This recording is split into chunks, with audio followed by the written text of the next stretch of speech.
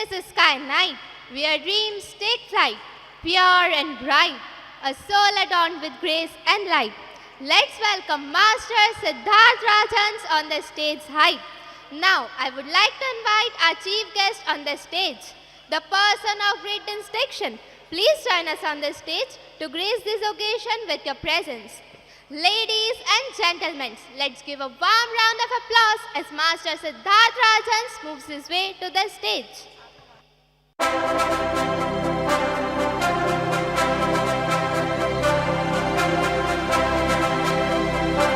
Siddharth Rajans is a successful entrepreneur with a Harvard education.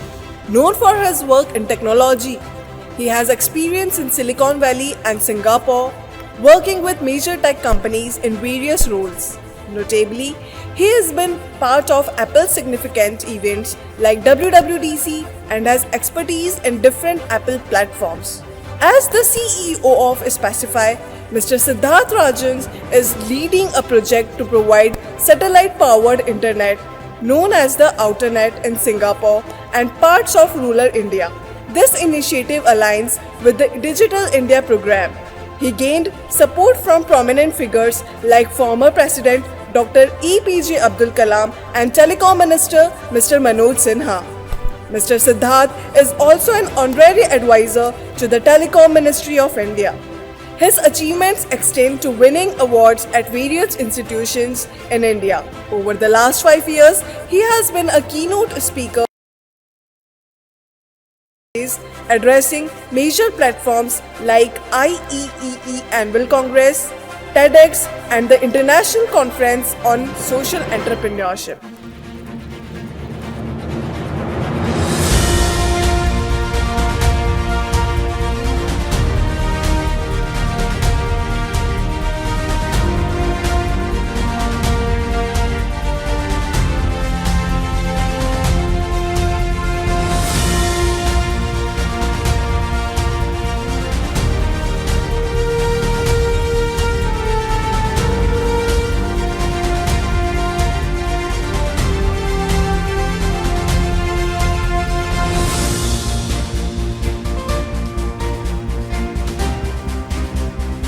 Good evening, everyone. So, thank you so much to Sri Kamartara Public Higher Secondary School, the entire family. Thank you to Pranjal for reaching out to me. Pranjal मेरे साथ school में पढ़ता था, so मुझे भी बहुत अच्छा लग रहा है प्रांजल के घर के स्कूल में आकर के. मैम बोल रही थी अभी कि मुझे मेरे भी स्कूल के दिन याद आ रहे हैं. So it's a really nice thing to come back here. So thank you to Pranjal for inviting me, to Chajit sir and ma'am for hosting me, to Principal Yogesh sir, and one of the leading figures and the guest of honor for this evening, Srinivas Rao sahab, who has turned an entrepreneur himself. I just got to learn this evening, and all the dignitaries present here, and my dear parents and students. Annual function मुझे भी याद है, मेरे school जीवन को कुछ 10-15 साल के ऊपर बीत चुके हैं, बट मुझे भी याद है कि काफ़ी एक एंटिसिपेटेड डे होता था हमारे स्कूल जीवन का, स्पेशली पेरेंट्स के लिए भी. तो मैं ना ऐसे देखता हूँ कि जब हम बड़े होते हैं, हम हमारे 20s क्रॉस करते हैं, 30s में आते हैं, तो हमें ऐसा लगता है कि हम सडनली बड़े हो गए. और फिर जैसे ही आप पेरेंट बनते हैं, फिर से आप बच्चे बन जाते हैं, क्योंकि आप फिर से वो बच्चे के साथ आप छोटी छोटी चीज़ों को ध्यान देते हुए उसी तरह से ग्रो करते हैं. सो ना केवल बच्चों के लिए, पेरेंट्स के लिए भी एक बड़ा ओकेजन रहता है, राइट. एंड जब मैं अपने स्कूल जीवन के बारे में सोचता हूँ, तो देयर इज़ वन थिंग जो मुझे हमेशा लगता है कि सभी बच्चों में था, जो मुझ में भी था. उसे हम अंग्रेज़ी में एक शब्द है प्रोक्रेस्टिनेशन कहते हैं इसको, कि हम सोचते रहते हैं कि कुछ करेंगे, हम सोचते रहते हैं, और फिर हमें मालूम पड़ता है कि 10वीं की परीक्षा हो गई, 12वीं की परीक्षा हो गई, और फिर हमें याद आता है कि यार स्कूल जीवन ख़त्म होने जा रहा है. तो ये जो दुख, दर्द, पीड़ा आप सबके बच्चे महसूस कर रहे होंगे कि हमें कल फिर सुबह उठकर स्कूल जाना पड़ेगा, तो ये दुख से हम भी गुजरे हैं. और मैं समझता हूँ कि यार उन्हें वो दिन याद दिलाइए कि एक दिन ऐसा आएगा जब आपका फेयरवेल होगा, जब आपको याद आएगा कि अरे यार मेरा ये स्कूल पीछे छूट जाएगा. और तब फिर हमें याद आता है कि कब हमें फिर ये टीचर्स को देखने मिलेगा, स्कूल आने मिलेगा. तमाम चीज़ें याद आती है। कॉलेज के साथ भी यही होता है। तो मुझे लगता है कि अगर हम ये चीज़ स्कूली जीवन में ही अनुभव कर लेते, रियलाइज़ कर लेते तो कितना बढ़िया होता, नहीं? तो ये एक बड़ी चीज़ है प्रोक्रेस्टिनेशन। हम सोचते रहते हैं कि हमें कुछ करना है, और मैं समझता हूँ स्कूली जीवन में बच्चों के लिए सबसे बड़ा दुश्मन तो नहीं बट सबसे बड़ी कमज़ोरी यही है। तो एक स्टेटमेंट है इंग्लिश में कि कहते हैं vision without execution is dilution, यानी अगर हम कर नहीं रहे हैं बट हमारे पास एक विजन है, हम सोचे जा रहे हैं, तो वह हमारा भ्रम है, इट्स अ डेल्यूशन। और ये मैं समझता हूँ एक सबसे बड़ी सीख है मेरे स्कूल लाइफ की, जो मैं आपसे आज साझा कर सकता हूँ कि आज की तारीख में स्पेशली यहाँ बैठे सभी पेरेंट्स के लिए, जो हमारे ट्रेडिशनल बिजनेसेस हुआ करते थे, राइट, ट्रेडिशनल व्यापार, ट्रेडिशनल नौकरी पेशा, वो सब अपनी जगह ठीक है, बट लास्ट 10-15 सालों में बहुत फास्ट दुनिया ने तरक्की करी है, और इस सब के पीछे एक चीज़ है, वो है इंटरनेट। इंटरनेट के कारण जिस तरह की नौकरियां, जिस तरह का पैसा कमाने का तरीका, वो सब बहुत बदल गया है। आज की तारीख में आपको लग रहा होगा कि जब बच्चे मोबाइल या कंप्यूटर पे समय बिताते हैं तो वो वक्त की बर्बादी है। मेरे समय में भी मेरे माता पिता को यही लगता था, आज भी इनफैक्ट यही लगता है, जबकि मेरे मोबाइल में आज की तारीख में कोई गेम के ऐप्स नहीं है, कोई ऐसे ऐप्स नहीं है, सिर्फ ईमेल के 3-4 अकाउंट खुले पड़े हैं, उन्हीं का मैं जवाब देते रहता हूँ, और मम्मी को आज भी लगता है जब मैं घर जाता हूँ तो कि मैं मोबाइल पे लगा हुआ हूँ। तो ये हमेशा हमें लगता है, बट गौर करने वाली बात यह है कि जिस तरह से इंटरनेट ग्रो हुआ है, आज की तारीख में लोग इंस्टाग्राम से महीने का 5 लाख रुपए कमा रहे हैं। तो इस तरह से कैरियर्स बहुत ज़्यादा चेंज हो गए हैं। एंड आने वाला जो दशक है, हम इसे कहते हैं वेब 3.0, ये तीसरा इंटरनेट का दशक है। पहला दशक था सन 2000 से 2010 वाला, जिसमें कि सर्च इंजिन जैसे गूगल वगैरह, कहते हैं ना इंटरनेट पे जाके ढूंढ लेंगे, आप सब भी अपने स्मार्टफोन्स में कभी ना कभी गूगल इस्तेमाल करते होंगे, ये आया। फिर सोशल नेटवर्किंग ऐप्स आए। फिर दूसरा दशक आया जो था 2011 से 20 वाला, इसमें आ गए स्मार्टफोन्स के साथ साथ जियो आ गया, जिसने डाटा सस्ता कर दिया, तो हमारा रिचार्ज सस्ते में होने लगा, तो इसके कारण आ गए ऐप्स। तो इससे एक इजाद हुआ एक पूरी दुनिया का, जिसे हम कहते हैं ऐप इकोनॉमी। तो आज की तारीख में मोबाइल से ही लोग काफ़ी पैसे बना रहे हैं। और जो आने वाला दशक है, जिसमें आप सबके बच्चे पढ़ के स्कूल पास होंगे, वो दशक इसे अगले स्तर पर लेके जाएगा। ये मैं आज जब से आया हूँ शाम में, मुझे हर 5 मिनट में प्यारे प्यारे बच्चे लाके कोई ना कोई रोबोट दिखा रहे। तो ये मुझे बहुत अच्छा लगा कि आपके स्कूल में, मुझे आते वक्त प्रांजल कह रहे थे, उन्हें शायद हिचक हो रही थी ऐसा कहने में कि हो सकता है कि इंदौर के मुकाबले या किसी मेट्रो शहर के मुकाबले हमारा इंफ्रास्ट्रक्चर थोड़ा पीछे हो। मुझे ऐसा बिल्कुल नहीं लगा यहाँ आके। इनफैक्ट मैं कहूँगा कि आपका इंफ्रास्ट्रक्चर एंड स्पेशली रोबोटिक्स और ये सब में जो आपने काम किया है, यानी मैं आपको सच बात बताऊं, 5-6 साल पहले मैं IIT गया था खड़गपुर, उनका एनुअल फेस्ट में इस तरह का भाषण देने। मुझे वहाँ पे बोलना पड़ा था कि आपको अगर बेसिक लेवल कोडिंग्स चालू करनी है AI में, तो आपको आर्डिनो यूज़ करना चाहिए, रास्पबेरी पाई यूज़ करना चाहिए। तो ये सब नए टर्म्स थे 5 साल पहले एक 3rd या 4th year computer science student के लिए। आज यहाँ पे 8वीं के बच्चे वो बात कर रहे हैं। सब बच्चों ने आके मुझे बोला, सर इसमें आर्डिनो लगा है, DC मोटर सेट लगा है, राइट। सो ये बहुत बड़ी तरक्की है जो हमने अचीव किया है। तो जिस तरह से टेक्नोलॉजी बढ़ रहा है, उम्र जो है कुछ अच्छा कर गुजरने की, वो घटते जा रही है। मैं समझता हूँ इस प्रतिभा को आप अपने बच्चों की पहचानिए। ये मत सोचिए कि यार अभी तो तू छोटा है, अभी तो तू बड़ा हो जा।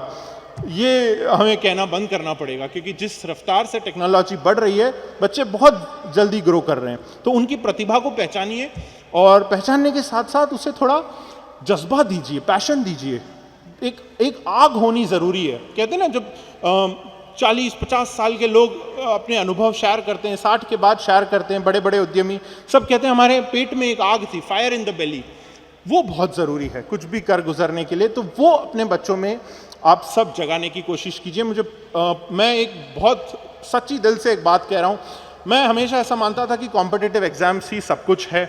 मैं खुद वही अपने IIT JEE, हमारे समय में AIEEE AIPMT था, नीट नहीं था, तो सबकी तैयारी करके मैं फिर सोचा सिविल सर्विस और इन सब के डायरेक्शन में एग्ज़ाम्स की प्रिपरेशन करने में लग गया, और अच्छा भी किया इन एग्ज़ाम्स में। बट मेरा फोकस हमेशा इस पे था। बट तब मैं, और शायद मेरी इस बात से प्रांजल भी सहमत रहेंगे, हमारे स्कूल के जो प्रिंसिपल थे, और काफ़ी अच्छे प्रिंसिपल थे, वो सहोदया जो CBSE स्कूल्स था उसके चेयरमैन भी थे उस टाइम पे, वो और उनके साथ कई सारे ऐसे एजुकेशनिस्ट लोग ये मानते थे कि यार स्कूली पढ़ाई जो है वो आपकी डिस्टर्ब हो रही है कोचिंग क्लास जाने से, तो यानी वो कोचिंग संस्थाओं को स्कूली पढ़ाई का दुश्मन मानते थे, ये एक धारणा थी। बट मैं बहुत खुश हूँ इस बात से कि इस स्कूल में दोनों चीज़ों, ये दोनों थॉट प्रोसेस उसको कंबाइन किया गया है, क्योंकि एलन के साथ आपने इस थॉट को लेके आए हैं। तो ये जो दौर है, ये जो दशक है, ये कोलैबोरेशन का दौर है, ये कंपटीशन का दौर नहीं है। यानी हम compete करके कभी आगे नहीं बढ़ पाएंगे। और ये मैं सभी बच्चों को कहना चाहता हूँ, आज जो भी मेरी बात सुन रहे हैं, जिन्होंने अपने आप को स्क्रीन पे 1-2 बार देख लिया है, हाथ हिला लिया है, जिन्हें ठंड नहीं लग रही, भूख नहीं लग रही, जो बैठे हुए हैं, मैं ये कहना चाहता हूँ कि यार स्कूल में हम ना बहुत कॉम्पिटिटिव हो जाते हैं कि तू फर्स्ट आ रही है, मैं सेकंड आ रहा हूँ, मैं थर्ड आ रहा हूँ। ये जो कंपटीशन है ना, ये आज के दौर में काम नहीं करता। आज कोलैबोरेशन का दौर है। तो ये जो कंपटीशन है, ये जो छोटी छोटी क्लासरूम की चीज़ें हैं ना, नोक झोंक हैं, इनके कारण अपनी दोस्तियों को मत खोइए। बिकॉज आपके जो एक्चुअल दोस्त हैं ना, जो आपको ज़िंदगी भर याद रहेंगे, वो आपके स्कूल के ही दोस्त हैं। तो हमारे भी स्कूल का एक अलुमनाई मीट होने जा रहा है 16 तारीख को, पर मुझे कल ही जयपुर जाना है क्योंकि वहाँ एक यूनिवर्सिटी में मेरा उद्बोधन है। बट उसके कारण मैं वहाँ नहीं जा पा रहा हूँ, तो मेरे भी मन में थोड़ा सा ठेस है उसके कारण कि यार मैं वापस वो शहरों को नहीं देख पाऊँगा। तो ये एक ऐसा दौर है। आपके इसके बाद जो कॉलेज के दोस्त बनेंगे, उसके बाद आपके प्रोफेशनल लाइफ के दोस्त बनेंगे, वो सब आपके एक्वेंटेंसेस रहेंगे, वो आपको जानेंगे, लिंक्डइन पे आपको ऐड करेंगे, हो सकता है आपको नौकरी के लिए एक आध बार रेकमेंड कर दें। बट आपके जो सच्चे दोस्त हैं, जो ये नहीं देखेंगे कि भाई आप कितना पैसा कमाते हो, आप कौन सी गाड़ी में चला रहे हो, आपने किस लड़की या लड़के से शादी करी है, आप कौन से शहर में बस गए हो, उन्हें उससे फ़र्क नहीं पड़ता। उन्हें आज भी ये मालूम है कि आप तो वही चोमू हो, वही राजू हो, वही बबलू हो जो आपके साथ पढ़ते थे, राइट। सो स्कूली दोस्ती बहुत स्पेशल होती है, राइट। तो के गाने तो हम फाइनल फेयरवेल के टाइम बजा लेंगे, बट अभी आप उन अपने दोस्तों को पहचानिए और उन्हें संजो के रखिए, उसे कंपटीशन के स्पिरिट से मिटने मत दीजिए। कोलैबोरेशन इज द की आज की तारीख में। तो आपको आगे बढ़ना है, कोलैबोरेट कीजिए, जिस तरह से आप अपने साथियों के साथ मिल करके उसे आगे ले जा सकते हैं, ले जाइए। और पेरेंट्स के लिए यही मेरी सलाह है कि मैंने जो बात कही, पैशन, ये बहुत ज़रूरी है, इसे आपको जगाना है अपने बच्चों में। यानी आप सोच के देखिए, आज जो दौर है, आप सबने कहीं ना कहीं पोस्टर पे G20 देखा ये पूरे साल, है ना। प्रवासी भारतीय दिवस जो समिट था वो भी इंदौर में ही हुआ, है ना, 8, 9, 10 जनवरी को। उसके बाद सभी लोगों ने G20 लोगो देखा। और G20 एक्चुअली एक 20 देशों का समूह है, तो ये एक इकोनॉमिक फोरम है। बाकी देशों में भी मैंने इसे अटेंड किया है, लास्ट ईयर इंडोनेशिया में हुआ था, वहाँ भी अटेंड किया। किसी भी देश में लोगों को कोई फर्क नहीं पड़ रहा था G20 से। बट अभी का हमारा जो करंट फॉरेन पॉलिसी है, क्योंकि मैं पिछले साल तक यूएस में पोस्टेड था, फिर 1 साल से इंडिया में पोस्टेड हूँ यूएन के साथ, तो एक जन भागीदारी का एटमॉस्फेयर रहा है कि हमारे एक्सटर्नल अफेयर्स मिनिस्टर जयशंकर साहब, हमारे जो प्राइम मिनिस्टर है मोदी जी, इनके कारण एक जन भागीदारी का एटमॉस्फेयर बना है। हर आदमी को पता है G20 नाम की कोई चीज़ तो हो रही है। मैं कैब लेके आ रहा था एयरपोर्ट से, उस व्यक्ति को भी मालूम था, सर ये G2O क्या हो रहा है यहाँ पर, वो मुझसे पूछने लगा। तो इस तरह की एक चीज़ हो रही है हमारे देश में। और इस दौरान मैं आप सबसे कह सकता हूँ, मैं देश विदेश गया हूँ, बट हिंदुस्तान का अभी जो नाम हुआ है वो पहले ऐसा नहीं था। आज की तारीख में इंडिया को, यानी एक बहुत छोटी सी चीज़ आज मैंने स्टेज पर देखी कि वो एक बच्चे के पिताजी का देहांत हुआ और फिर वो एक प्ले था कि वो क्या कर रहा है फॉरेन में, माता पिता का साथ ही सब कुछ है। मैं समझता हूँ इस डायरेक्शन में अब हम बड़े हैं। आज से 5-10 साल पहले हम तब भी अमेरिकन ड्रीम और इन चीज़ों की बात कर रहे थे कि बाहर जाके सेटल होंगे तो लाइफ सेट हो जाएगी। अब ऐसा नहीं है। अब इंडिया जो है एक विश्व पावर बन रहा है, एक वर्ल्ड पावर बन रहा है। अपनी जगह स्थापित करी है इंडिया ने ग्लोबल स्तर पे। तो G20 के दौरान एक शब्द का प्रयोग हुआ था, एक फ्रेज का, voice of the global south. तो इंडिया आज जो है पूरे सदर्न हेमिस्फीयर, जिसमें कि पूरा अफ्रीकन यूनियन आता है, पूरा साउथ अमेरिका आता है, इस तरफ पूरा साउथ ईस्ट एशिया आता है, इन सभी देशों का आवास बन के उभरा है इंडिया। तो आज की तारीख में हमारे पास एक ऐसा प्लेटफॉर्म है।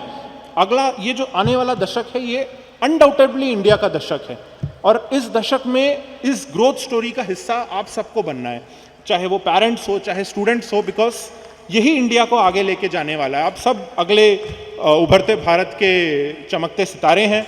हो सकता है अभी अगले इलेक्शन के बाद वाले इलेक्शन के बाद वाले इलेक्शन तक आप में से कुछ लोग बड़े हो जाएं और हो सकता है आने वाला प्रधानमंत्री, आने वाला मुख्यमंत्री इन्हीं में से कोई हो। वैसे भी हम देख ही रहे हैं कि मुख्यमंत्रियों में आजकल नए चेहरे चुनने का बड़ा चयन चला है। सो ऐसे में मैं समझता हूँ कि ये एक बहुत ही बड़ी चीज़ है जो आप सबके सामने है कि देश के लिए भी तो किसी को सोचना है। हम बाकी तो सब सोच लेते हैं बट हम देश के बारे में नहीं सोचते। वो तो हम सिर्फ जाके अगर हमें छुट्टी मिल रही है तो वो इंक लगा के आ जाते हैं कि हमें आज वोट करने गए थे तो हम हमारे पास इंक है, सोशल मीडिया पे फोटो डाल देंगे। सो देश के बारे में भी सोचने की बहुत आवश्यकता है। एंड मैं चाहता हूँ कि आप सब, क्योंकि पैट्रियोटिज्म जिसे कहते हैं ना, देश प्रेम की भावना, वो किसी इंसान में उसकी माता या पिता के थ्रू ही इंस्टिल हो पाती है। और आप सोचिए हमारा देश हमेशा से ऐसे कुछ महान लोग हमारे देश में रहे हैं जिन्होंने इस बात को बारंबार सिद्ध किया है। यानी मैं दो लोगों का हमेशा नाम लेता हूं जो मैं अपने रोल मॉडल समझते आया हूं, जो मैं समझ चाहता हूं आप सब भी अपने बच्चों को उनके बारे में बताएं। एक है भगत सिंह। मैं नहीं जानता हूं यहाँ पे बैठे कितने बच्चे इस नाम से वाकिफ हैं। वाकिफ भी होंगे तो सिर्फ इतना वाकिफ होंगे कि हाँ एक फ्रीडम फाइटर है, किसी किताब में ऐसी टोपी वाली फोटो देखी है मैंने। आज की तारीख में मेरे को बड़ा दर्द होता है यार जब कहते हैं भगत सिंह के बारे में, कुछ लोग सोचते हैं कि वो क्रांतिकारी थे, कुछ लोग आज भी डिबेट कर रहे हैं कि वो टेररिस्ट थे कि क्रांतिकारी थे। फोटो सिर्फ चंद पॉलिटिशियंस लगा दिया करते हैं या चंद पॉलिटिकल पार्टीज के लोग लगा दिया करते हैं जिनका कि उनकी विचारधारा से कोई मतलब नहीं था। भगत सिंह वास्तव में एक स्कॉलर थे, जो हमारी इंडियन परंपरा रही है, संस्कृति रही है, जो हमारा इंटेलेक्चुअल नेटवर्थ रहा है, वो उसके प्रतिबिंब थे। यानी आप सोच के देखिए 23 साल की उम्र में एक बच्चे ने लिखा है कि इस कदर वाकिफ है मेरी कलम मेरे जज्बातों से, मैं इश्क भी लिखना चाहूं तो इनकलाब लिखा जाता है। इस तरह की बात अगर 22-23 साल की उम्र में कोई लड़का लिखकर फांसी पे चढ़ जाए तो इससे बड़ा बलिदान और इससे बड़ा इंटेलेक्चुअल तो वो ना पूरी कि the sword of revolution is sharpened on the whetting stone of ideas. तो यानी सोच के उन्होंने इस तरह से डिजाइन किया अपना रेवोल्यूशन। तो मैं चाहता हूं आप अपने बच्चों को हमेशा प्रेरित करें। उनकी jail diary, writings of his jail time 1922, 1923, 25 all the way till 1931, इस टाइम की जो उनकी जेल राइटिंग्स है इसे पढ़े। वैसे ही एक व्यक्ति हैं श्रीनिवास रामानुजन, अगर आपने सुना हो तो। साउथ में कुंभकोणम नाम के एक छोटे से गांव में एक लड़का मात्र 13, 14, 15 साल का, उसे एक किताब दी गई CS गार की एलिमेंट्री मैथमेटिक्स। उस किताब को पढ़ के श्रीनिवास रामानुजन ने आने वाले 100 साल के गणित का हिसाब लगा लिया। आज भी NASA, Harvard university, Cambridge university, तमाम लोग श्रीनिवास रामानुजन के लिखे गए फॉर्मूलाज पे आज भी संशोधन कर रहे हैं, उस पे आज भी काम चल रहा है। यानी एक व्यक्ति जिसके पास पैसा नहीं था, तो एक डॉक्यूमेंट्री है यूट्यूब पे, आप जाके देखिएगा, letters from an Indian clerk. एक क्लर्क के लेटर्स कहा जाता है इसे, BBC ने बनाया था 1987 में, शायद मिलेगा। तो इन दोनों लोगों के बारे में अपने बच्चों को बताइए कि जिनके पास संसाधन नहीं थे पर उनके मन में एक विश्वास था, एक आग थी कर गुजरने की, और उन्होंने वो किया। तो इस डायरेक्शन में सोचिए, अमल कीजिए। आपको वो सारी प्लेटफॉर्म इस स्कूल के द्वारा दिया जा रहा है जिसके थ्रू आपके बच्चे अगले स्तर पे पहुंच सके। मुझे बहुत खुशी हुई है देख के कि IIT रुड़की में एक बच्चे का सिलेक्शन हुआ, रतलाम मेडिकल कॉलेज में एक बच्ची का सिलेक्शन हुआ, NIT में बहुत सारे बच्चों का सिलेक्शन हुआ। तो मैं उम्मीद करता हूँ इन बच्चों से मैं आगे चल के किसी ना इन संस्थाओं में मिलूंगा भी। बट आप सब अपने मन में ये विश्वास बनाए रखिए, ये जोश बनाए रखिए, क्योंकि अब भी जिसका खून ना खोला खून नहीं वो पानी है, जो देश के काम ना है वो बेकार जवानी है। तो आगे बढ़िए और दूधो नहाओ, फूतो फलो, खुश रहो एंड जय हिंद। Thank you.